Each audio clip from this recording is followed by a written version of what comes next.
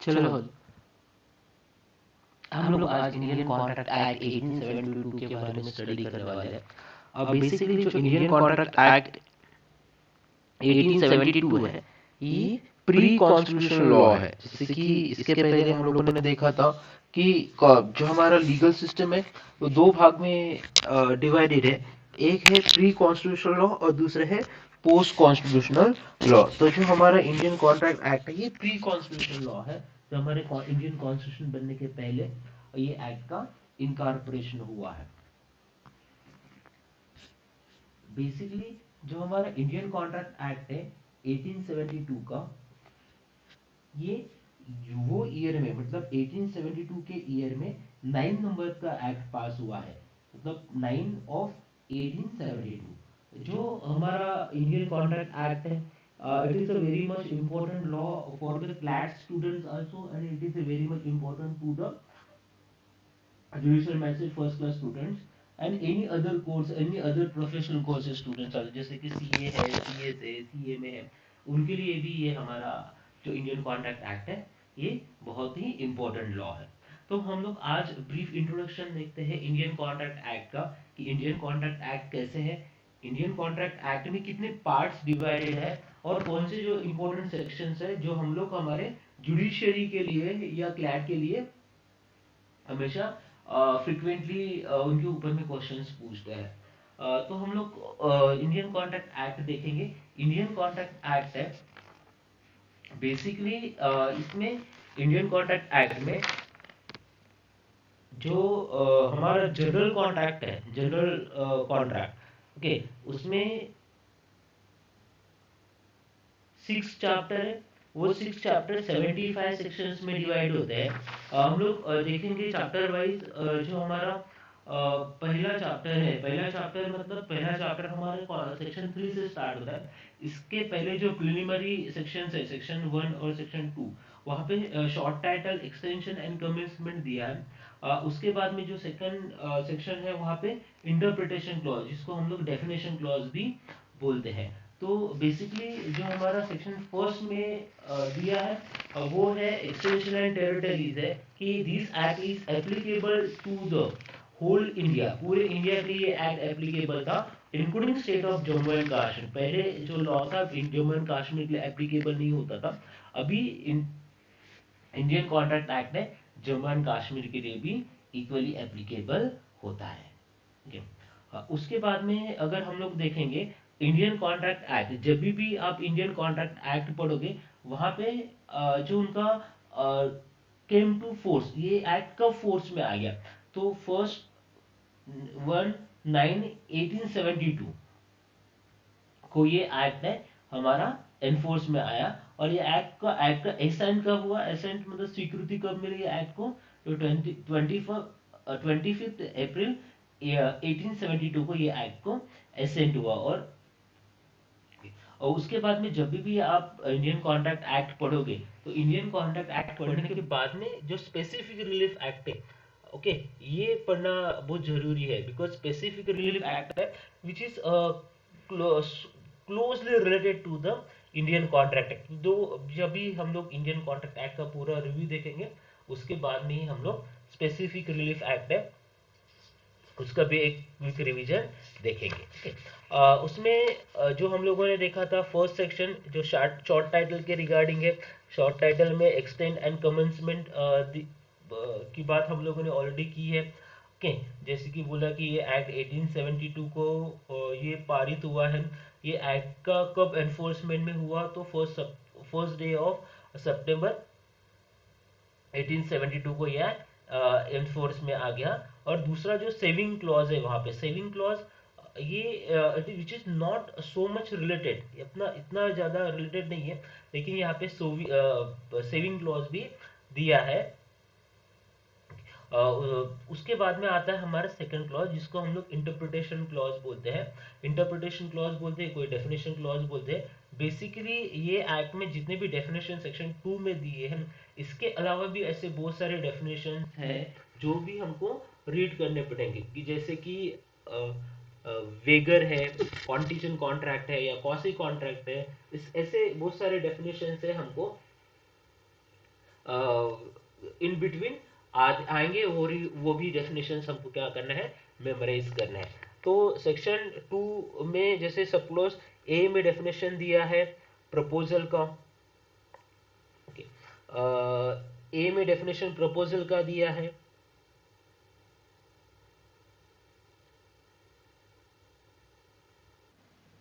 दूसरा प्रपोजल का मतलब क्या है कि व्हेन एक पर्सन है अपने विलिंगनेस है किसी दूसरे पर्सन को क्या करता है, कम्युनिकेट करता है, ओके, किसके लिए कम्युनिकेट करता है, टू डू और एब्सेंट फ्रॉम डूइंग, उसको हम लोग क्या बोलेंगे, प्रपोजल बोलेंगे। जब भी हम लोग प्रपोजल जो फर्स्ट डेफिनेशन पढ़ेंगे तो प्रपोजल के साथ में हमको हमेशा सेक्शन 3 और सेक्शन 4 है, ये भी क्या करना पड़ेगा, मेमोराइज करना पड़ेगा। अभी आपको पता रहना चाहिए कि सेक्शन 3 और सेक्शन 4 क्या है। सेक्शन 3 एंड सेक्शन 4 है, सेक्शन 3 बोलता है communication acceptance and revocation of proposal, and section 4 है कम्युनिकेशन व्हेन कंप्लीट। तो ये दोनों भी सेक्शंस है, सेक्शन 3 और सेक्शन 4। जब भी हम लोग सेक्शन 2 सबसेक्शन ए पढ़ेंगे तो हमको ये दोनों भी जो सेक्शन है वो क्या करना पड़ेंगे, मेमोराइज करने पड़ेंगे। जो हमारा नेक्स्ट सेक्शन नेक्स्ट जो डेफिनेशन है वो रहेगा हमारा प्रॉमिस पे, ओके। तो प्रॉमिस का जो मीनिंग है, तो what is mean by promise, promise कब होता है, प्रॉमिस में जब कोई भी पर्सन है जो प्रपोजल देता है, when proposal is assent to accepted, जब भी कोई भी दूसरा पर्सन है वो पर्सन ने क्या किया, वो प्रपोजल को एक्सेप्टेड कर दिया, after acceptance it will become a promise. तो जब भी वो प्रॉमिस बनेगा, जैसे कोई भी कॉन्ट्रैक्ट होता है या अग्रीमेंट होता है, there should be a two parties, one is a promisor and second is a promising, जिसको हम लोग ऑफर और ऑफरी भी बोलते हैं। तो एक पर्सन ने कॉन्ट्रैक्ट करना चाहिए, जैसे कि प्रॉमिसर ने कॉन्ट्रैक्ट करना, promiser the person who made the contract, और प्रॉमिस है उसने क्या करना चाहिए, कॉन्ट्रैक्ट को एक्सेप्टेंस देना चाहिए, तो वो क्या बनेगा, दोनों के बीच में प्रॉमिस बनेगा। जब सेक्शन 2 सबसेक्शन बी जब प्रपोजल हम पढ़ेंगे, along with the proposal again we have to read the section 3, section 7 and section 8। ये क्या करना पड़ेंगे हमको, साइमल्टेनियसली रीड करने पड़ेंगे, साइमल्टेनियसली हमको पढ़ने पड़ेंगे। क्यों ये सेक्शंस इंपॉर्टेंट है, ये क्यों ये सेक्शन 3, 7 और 8 हमको पढ़ने हैं, because section 3, 7, 8 which is so related to the promise. तो सेक्शन 3 में हम लोगों ने ये देखा है कम्युनिकेशन एक्सेप्टेंस एंड रिवोकेशन, जैसे को सेक्शन 3 है वो communication acceptance and revocation of proposal, ये तीन चीजें हैं वहां पे आती है बेसिकली। उसके बाद में सेक्शन 7 है, सेक्शन 7 में ये बताया है कि एक्सेप्टेंस मस्ट बी एब्सोल्यूट, कोई भी पर्सन जो एक्सेप्टेंस देता है तो कॉन्ट्रैक्ट का स्वीकृति करता है, तो वो स्वीकृति कॉन्ट्रैक्ट कैसे रहनी चाहिए, एब्सोल्यूट होनी चाहिए, वहां पे कोई भी कंडीशन या क्वालिफिकेशन इंपोज नहीं होनी चाहिए। और सेक्शन 8 है, सेक्शन 8 में acceptance by performing condition and receiving the consideration, कोई भी कॉन्ट्रैक्ट होता है तो कॉन्ट्रैक्ट में क्या होना चाहिए, जो कंडीशंस है, कॉन्ट्रैक्ट के टर्म्स एंड कंडीशन जो डिसाइडेड हुए हैं वो टर्म्स एंड कंडीशन परफॉर्म होनी चाहिए। जैसे ही टर्म्स एंड कंडीशन परफॉर्म करते हैं उसके बाद में कॉन्ट्रैक्ट का कंसिडरेशन, जिसको हम लोग प्रतिफल बोलते हैं, वो पार्टी ने रिसीव करना चाहिए। थर्ड जो हमारा डेफिनेशन, थर्ड डेफिनेशन मतलब सेक्शन 2 सबसेक्शन सी, या हम लोग क्लॉज सी भी बोलते हैं उसको, वहां पे पार्टीज के नाम दिए या पार्टीज के ऊपर में वो डेफिनेशन है, जैसे प्रोमिसर और प्रोमिसी, प्रोमिसर किसको कहेंगे या प्रोमिसी किसको कहेंगे उसके रिगार्डिंग है। Promisor means the person making the proposal, जो पर्सन प्रपोजल बनाता है उसको प्रोमिसर बोलेंगे, और to whom made the proposal that is called a promisee, जिस पर्सन को हम लोग प्रपोजल बनाते हैं वो पर्सन को हम लोग क्या बोलेंगे, प्रोमिसी बोलेंगे। उसके बाद में जो डी का डेफिनेशन है वो कंसिडरेशन, जैसे कि मैंने आपको प्रतिफल के बारे में डेफिनेशन है, कोई भी कॉन्ट्रैक्ट या अग्रीमेंट होता है वहां पे कंसिडरेशन है, which is a very much important part, without consideration there is no contract, और कॉन्ट्रैक्ट चाहिए वहां पे प्रॉपर कंसिडरेशन भी मेंशन चाहिए। तो कंसिडरेशन का डेफिनेशन है कंसिडरेशन कौन मूव कर सकता है, पहले ये देखेंगे हम लोग। और कंसिडरेशन क्या है ये आपको, जब भी कंसिडरेशन के ऊपर में पूरा हमारे पास में एक ये है सेक्शन है, एक चैप्टर है, वहां पे आपको क्या हो जाएगा, पूरा विस्तृत में हम लोग वहां पे बता देंगे। ठीक है। उसके बाद में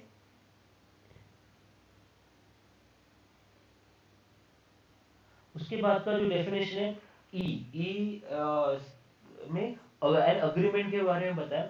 एग्रीमेंट का मतलब है every promise and every sets of promises forming the consideration for each other. यहाँ पे प्रतिफल की बात करते हैं। Every promise and every sets of promise, एक प्रॉमिस है, एक से ज्यादा भी प्रॉमिस है, वहां पे क्या होता है फार्मिंग पार्ट, जब वो कॉन्ट्रैक्ट या अग्रीमेंट कब होगा, जहां पे एक पार्टी दूसरे पार्टी की कंसिडरेशन मूव करने की बात करते हैं, तभी उनके बीच में क्या होता है, वैलिड कॉन्ट्रैक्ट या वैलिड अग्रीमेंट होता है एज पर सेक्शन सबसेक्शन ई। तो वहां पे अग्रीमेंट की बात करते हैं। Agreement means every promise and every sets of promises forming the consideration for each other.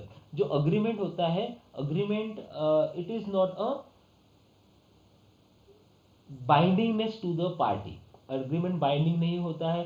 कुछ ऐसे अग्रीमेंट्स है जो सोशल रहते हैं, जो रिलीजियस बेसिस पे है, वो अग्रीमेंट एनफोर्सेबल बाय लॉ नहीं होंगे। कुछ अग्रीमेंट्स है इलीगल रहेंगे, वो भी अग्रीमेंट एनफोर्सेबल बाय लॉ नहीं रहेंगे।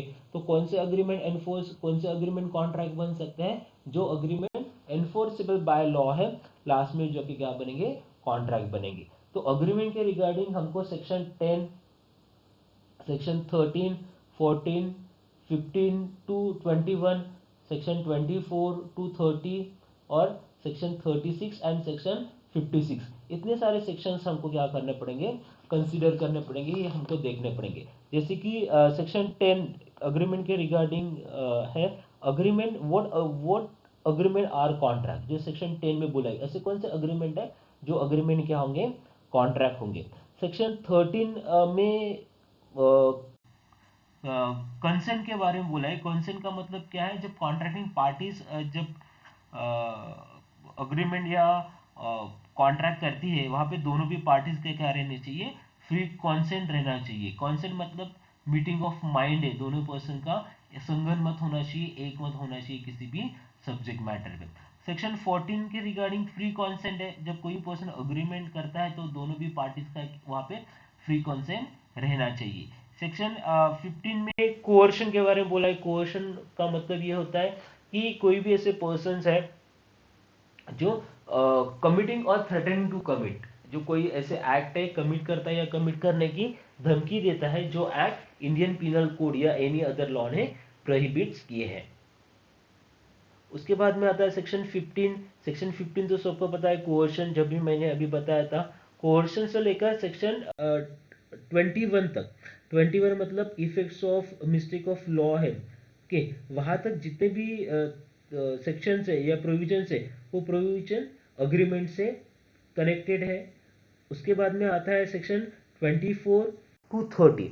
सेक्शन 24 टू 30 में भी वहां पे क्लियरली मेंशन किया है कि कौन से अग्रीमेंट है वो वैलिड या वॉइड या वॉइडेबल होंगे, जिसका प्रोविजन हमको सेक्शन 24 से लेकर 30 में दिया है। जैसे कि सेक्शन 24 में दिया है अग्रीमेंट वॉइड, जहाँ पे कंसिडरेशन और ऑब्जेक्ट अनलॉफुल है, वो वॉइड होगा। 25 में दिया है जहाँ पे अग्रीमेंट है लेकिन कंसिडरेशन नहीं दिया है, अग्रीमेंट विदाउट कंसिडरेशन, वो भी वॉइड होगा। सेक्शन 26 में दिया है किसी भी पर्सन के साथ में मैरिज नहीं करने के रिगार्डिंग अगर हम लोग अग्रीमेंट करते हैं, जैसे agreement in restraint of marriage, वो भी वॉइड होगा। सेक्शन 27 है, सेक्शन 27 में रिस्ट्रेंट ऑफ ट्रेड है, किसी भी पर्सन को व्यवसाय करने से रोकना, ये भी हमारा वॉइड होगा। सेक्शन 28 में दिया है agreement restraint to legal proceeding, it is also void. Section 29 में अनसर्टेनिटी दी है, कोई भी अग्रीमेंट है वो अग्रीमेंट अनसर्टेनिटी के बेसिस पे है, वो भी वॉइड होगा। और लास्ट में सेक्शन 30 दिया है, वो है वेगर, अग्रीमेंट ऑफ वेगर, वो भी वॉइड होगा। अगर वेगर मतलब जो डिपेंड्स करता है फ्यूचर हैपनिंग और नॉन हैपनिंग सर्कमस्टेंसेस पे। 36 और 56 है। 36 में जो दिया है जो कॉन्टीजेंट है, कॉन्टीजेंट इवेंट पे जितने भी कॉन्ट्रैक्ट्स होते हैं जो फ्यूचर में हैपनिंग और नॉन हैपनिंग इवेंट पे डिपेंड्स करते हैं, वो भी अग्रीमेंट कैसे रहेंगे, वॉइड रहेंगे। और लास्ट में दिया है सेक्शन 56। तो 56 में agreement to do impossible act, कोई भी ऐसे एक्ट है, कोई भी ऐसे सब्जेक्ट मैटर है तो इम्पॉसिबल है परफॉर्म करना, ऐसे सब्जेक्ट मैटर पे कोई भी पर्सन अग्रीमेंट करता है वो कैसे रहेगा, वॉइड रहेगा, नॉट इन्फोर्सेबल बाय लॉ रहेगा। उसमें आता है रेसिप्रोकल प्रॉमिस। अभी यहाँ पे प्रॉमिस एंड रेसिप्रोकल प्रॉमिस ये इंपॉर्टेंट हमारा सब क्लॉज है, बिकॉज रेसिप्रोकल प्रॉमिस पे फ्रिक्वेंटली क्वेश्चन से आते हैं। ओके तो हमको ये देखना पड़ेगा कि रेसिप्रोकल प्रॉमिस का मतलब क्या है। रेसिप्रोकल प्रॉमिस का मतलब ये एक है कि एक पर्सन अपना पार्ट परफॉर्म करता है तो वैसे ही दूसरे पर्सन ने क्या करना चाहिए, अपना पार्ट परफॉर्म करने का प्रॉमिस देना चाहिए। जैसे कि कोई भी कॉन्ट्रैक्ट में या अग्रीमेंट में दो पार्टीज रहते हैं, एक प्रॉमिसर होता है, दूसरा प्रॉमिसी होता है। तो प्रॉमिसर अपना पार्ट परफॉर्म करता है या प्रॉमिसी अपना पार्ट परफॉर्म करता है, तो same thing which happen with the against person also, he has to perform his part, तो उसको हम लोग क्या बोलेंगे, रेसिप्रोकल प्रॉमिस बोलेंगे। और रेसिप्रोकल प्रॉमिस के यहाँ पे सेक्शन दिए, सेक्शन 51 टू सेक्शन 55 और लास्ट में सेक्शन 57, ये भी रेसिप्रोकल प्रॉमिस के रिगार्डिंग की सेक्शन है। तो हम लोग देखेंगे सेक्शन 51 में दिया है promisor not bound to perform unless reciprocal promisee ready to willing to perform. जहाँ पे प्रॉमिसर है वो बाइंडिंग नहीं है कोई भी अग्रीमेंट परफॉर्म करने के लिए, जब तक उसने जो रेसिप्रोकल पर्सन है वो ही is not ready and willing to perform the contract, जो सेक्शन 51 में दिया है। सेक्शन 52 में दिया है order of performance of reciprocal promise. कोई भी पर्सन जब रेसिप्रोकल प्रॉमिस परफॉर्म करता है तो रेसिप्रोकल प्रॉमिस परफॉर्म करने का क्या दिया है, पर्टिकुलरली सीक्वेंस दिया है, पर्टिकुलर ऑर्डर दिया है। वही ऑर्डर से उन्होंने क्या करना चाहिए, अग्रीमेंट है वो परफॉर्म करना चाहिए। सेक्शन 53 में दिया है liability of party preventing event on which contract is to take effects. जहाँ पे लाइबिलिटीज दी है, पार्टीज की लाइबिलिटीज है, प्रोमिसर एंड प्रोमिसी की लाइबिलिटीज के बारे में यहाँ पे बोल रहे हैं। Section 54 effects of default as to promissory which should be performed in contract consisting of reciprocal promise। कोई भी पर्सन है वो डिफॉल्ट होता है कंटिन्यूसली कॉन्ट्रैक्ट को परफॉर्म करने के लिए, तो ये भी रेसिप्रोकल प्रॉमिस के सेक्शन डेफिनेशन में आता है। तो सेक्शन 55 है effects of failure to perform at a fix time. कोई भी पर्सन है कॉन्ट्रैक्ट, वो किसी भी पर्सन ने कॉन्ट्रैक्ट और अग्रीमेंट क्या करना चाहिए, विद इन स्पेसिफाइड या स्टेपुलेटेड टाइम में परफॉर्म करना चाहिए। ओके वो भी रेसिप्रोकल प्रॉमिस के रिलेटेड ही प्रोविजंस है। उसके बाद में आता है सेक्शन 57। सेक्शन 57 में क्लियरली दिया है कि reciprocal promise to do things legal and also other things illegal। Okay reciprocal promise किसके थिंग्स होता है, लीगल और इलीगल थिंग्स है। एक कोई कॉन्ट्रैक्ट होता है, कॉन्ट्रैक्ट का फर्स्ट पार्ट लीगल है और सेकंड पार्ट इलीगल है, तो क्या वो कॉन्ट्रैक्ट एनफोर्स में आएगा या नहीं आएगा, इसके रिगार्डिंग जो हमारा सेक्शन 57 है, जब भी हम लोग वो सेक्शंस पढ़ेंगे उसके रिगार्डिंग में आपको पूरा बताऊंगा। उसके बाद में आता है an agreement not enforceable bye, agreement not enforceable by law. कोई ऐसे अग्रीमेंट होते हैं जो एनफोर्सेबल बाय लॉ नहीं होते, उसको हम लोग वॉइड बोलेंगे। जैसे जैसे कि किसी भी पर्सन के साथ में कॉन्ट्रैक्ट या अग्रीमेंट करना जो सब्जेक्ट मैटर है अगेंस्ट द पब्लिक पॉलिसी है। ओके वैसे अगेंस्ट द पब्लिक पॉलिसी वाले कोई भी थिंग्स पे हम लोग अग्रीमेंट करते हैं तो वो अग्रीमेंट कैसे रहेगा, वॉइड रहेगा। जो हम लोगों ने इसके पहले सेक्शन 24 25 26 27 28 29 30 ये सब कुछ सेक्शंस देखे थे, वो किसके एग्जांपल्स थे, वो वॉइड अग्रीमेंट के एग्जांपल्स थे, यहाँ पे स्टडी करना है। उसके बाद में आता है एच कॉन्ट्रैक्ट। तो कॉन्ट्रैक्ट मीन्स वो an agreement enforceable by law is contract, कोई भी अग्रीमेंट है, वो अग्रीमेंट किसने एनफोर्स किया है, लॉ ने एनफोर्स किया है, तो वो क्या रहेगा, वैलिड कॉन्ट्रैक्ट रहेगा। जैसे कि हम लोग डे टू डे लाइफ में जितने भी वैलिड अग्रीमेंट्स करते हैं या वैलिड कॉन्ट्रैक्ट करते हैं वो सभी एनफोर्सेबल रहते हैं। जैसे कि हम लोग मार्केट से जाके वेजिटेबल्स परचेस करते हैं, तो वैलिड कॉन्ट्रैक्ट है वो अग्रीमेंट एनफोर्सेबल बाय लॉ है। या ऐसे अन्य कोई काम करते हैं डे टू डे लाइफ में, वो सभी किस तरीके एनफोर्सेबल बाय लॉ रहते हैं।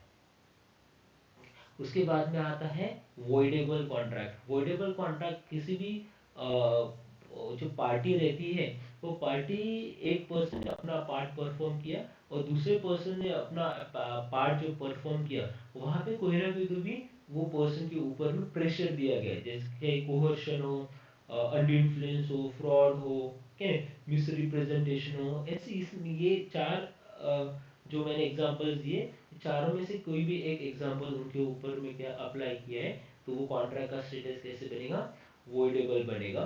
वहां पे जो दूसरा पार्टी रहता है उसके पास में हमेशा ऑप्शन रहता है टू कंटिन्यू और रिवोक द अग्रीमेंट और कॉन्ट्रैक्ट।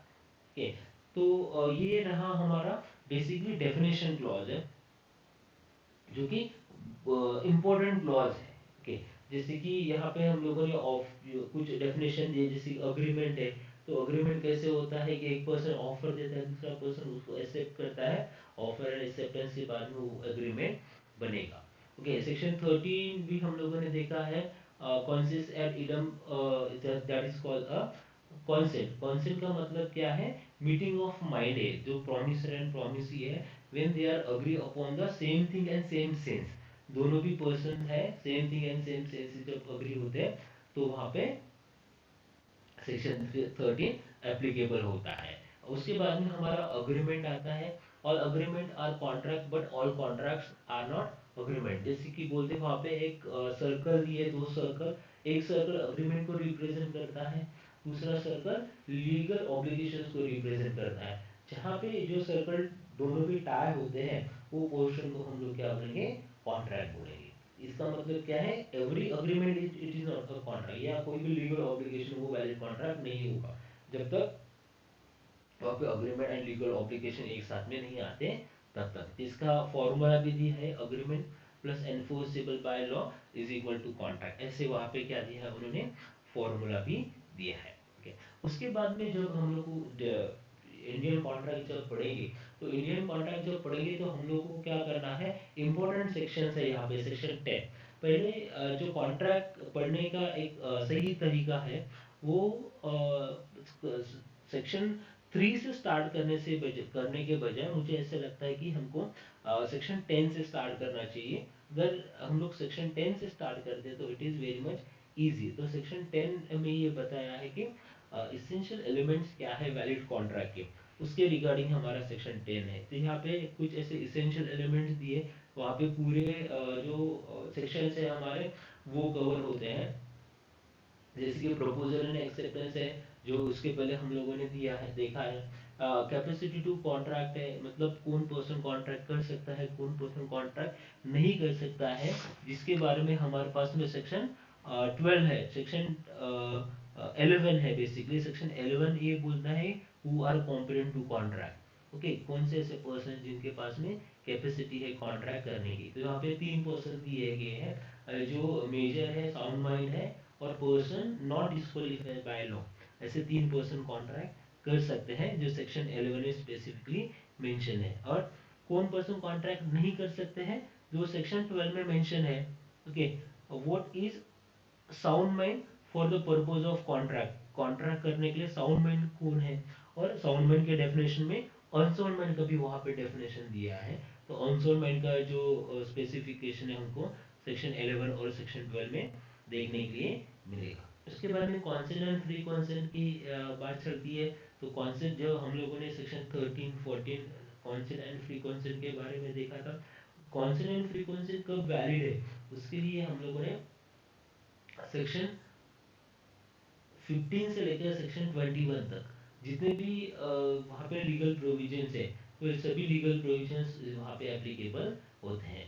उसके बाद में intention to create legal relationship, कोई भी पार्टीज होती है, किसी भी पार्टीज का इंटेंशन चाहिए के लीगल रिलेशनशिप सेटअप करने का, तो ही वो अग्रीमेंट क्या होगा, एनफोर्सेबल बाय लॉ होगा, अदरवाइज वो अग्रीमेंट एनफोर्सेबल बाय लॉ नहीं होता है। उसके बाद में आता है कंसिडरेशन का डेफिनेशन। कंसिडरेशन का मतलब है प्रतिफल। कोई भी पर्सन जब कॉन्ट्रैक्ट या अग्रीमेंट करता है तो वहां पे क्या होना चाहिए, वैलिड कंसिडरेशन होना चाहिए। अगर वहां पे वैलिड कंसिडरेशन नहीं है तो हमारा कॉन्ट्रैक्ट भी कैसे रहेगा, नॉट एनफोर्सेबल बाय लॉ होगा। ओके, जो कंसिडरेशन का हम लोगों ने सेक्शन देखा है, सेक्शन 2 सबसेक्शन डी। ओके, तो कौन कौन कंसेशन दे सकता है, कौन कंसेशन ले सकता है, उसके रिगार्डिंग वहां पे हम लोग डिस्कस करेंगे ब्रीफली। लीगलिटी ऑफ ऑब्जेक्ट, जो कॉन्ट्रैक्ट का सब्जेक्ट मैटर है वो हमेशा एनफोर्सेबल बाय लॉ रहना चाहिए। कोई पर्सन ने सोशल अग्रीमेंट किया है तो सोशल अग्रीमेंट भी यहाँ पे एनफोर्सेबल बाय लॉ नहीं होता है। जैसे कि किसी पर्सन को डिनर पे वगैरह बुलाना, अगर वो पर्सन डिनर पे आप इनवाइट करते हैं, जैसे कलाई हलदार के वैसे शेख के केस में हुआ था कि डिनर के लिए इनविटेशन देना, और पर्सन है वो डिनर के लिए नहीं आता है, तो अनकंज्यूम फूड के लिए person can not file a suit because it is a social nature agreement है। उसके बाद में सर्टेनिटी है, कॉन्ट्रैक्ट हमेशा सर्टेन चाहिए, वहां पे कोई भी एम्बिग्यूटी नहीं रहनी चाहिए। उसके रिगार्डिंग भी हमारे पास में बहुत सारे ऐसे सेक्शन है, जैसे कि सेक्शन 56 है। ओके, तो हम लोगों ने उसके रिगार्डिंग भी क्या करना चाहिए, स्पेसिफिकली बात करें। जो सेक्शन 56 में इम्पॉसिबिलिटी टू परफॉर्मेंस दिया है, ओके, सेक्शन 55 है, सेक्शन 54 है, उसके रिगार्डिंग भी सर्टेनिटी के रिगार्डिंग है। पॉसिबिलिटी ऑफ परफॉर्मेंस, अगेन कोई भी पर्सन जब कॉन्ट्रैक्ट और अग्रीमेंट करता है तो वो कैसे रहना चाहिए, पॉसिबल रहना चाहिए परफॉर्म करने के लिए। इनफोर्सिबल बाय लॉ है, intention to create legal relationship and writing and registration. ये कुछ बेसिक प्रोविजन है या बेसिक एलिमेंट्स है जो कॉन्ट्रैक्ट को फुलफिल करने के लिए बहुत यूजफुल है। ओके, तो हम लोगों ने क्या किया है, यहाँ पे बेसिक बेसिक जो इम्पोर्टेंट सेक्शंस है हम लोगों ने यहाँ पे डिस्कस किए। वैसे भी जो हमारे इंडियन कॉन्ट्रैक्ट एक्ट है वहाँ पे 6 चैप्टर है, तो ये सब कुछ जैसे कि हम लोगों ने डेफिनेशन क्लॉज डिस्कस किया, सेक्शन 10 डिस्कस किया, उसके साथ में जो इम्पोर्टेंट प्रोविजंस है वो भी हम लोगों ने क्या किया वहाँ पे डिस्कस किए हैं। ऐसे ही जो बाकी के जितने भी प्रोविजंस हैं मैं आपके साथ लेके आऊंगा और हम लोग क्या करेंगे उसके रिगार्डिंग हम लोग भी डिस्कशन करना